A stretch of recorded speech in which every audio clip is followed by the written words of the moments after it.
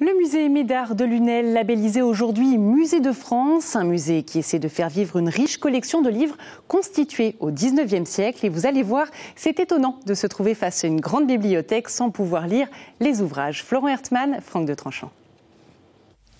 Ouvert il y a un peu plus de 3 ans, le jeune musée Médard est un musée à part. Nous sommes dans la partie cachée de la bibliothèque Louis Médard, cette armoire fermée, qui est aussi la plus ancienne de toutes les bibliothèques de son cabinet de lecture que nous avons au musée Médard. Et dans cette partie, c'est les livres censurés qu'il avait classés à part dans son petit catalogue.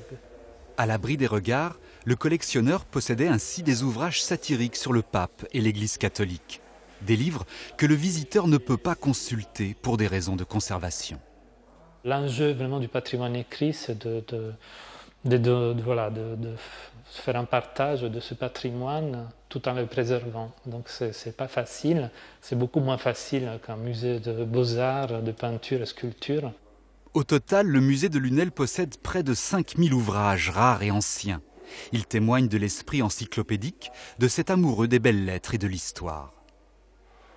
Louis Médard, qui avait été courtisé par les édiles montpelliéraines, a préféré mettre sa collection à la disposition des enfants de Lunel. Parce que le livre, c'est véhicule de culture, de savoir, et celui qui accède, je dirais, à l'éducation et au savoir par le livre, devient un homme libre.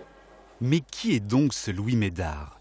Né à Lunel, c'est un riche négociant de tissus qui s'installe à Montpellier au début du XIXe siècle. Un protestant qui consacre sa fortune à la littérature. Sa collection, le musée tente de la faire découvrir en invitant des artistes à s'en inspirer. Le Médard intime, c'est le Médard qu'on ne connaît pas et qui nous échappe en fait. Et c'était cette idée de travailler un peu sur le secret, ce qui n'est pas dévoilé, ce qui n'est pas dit.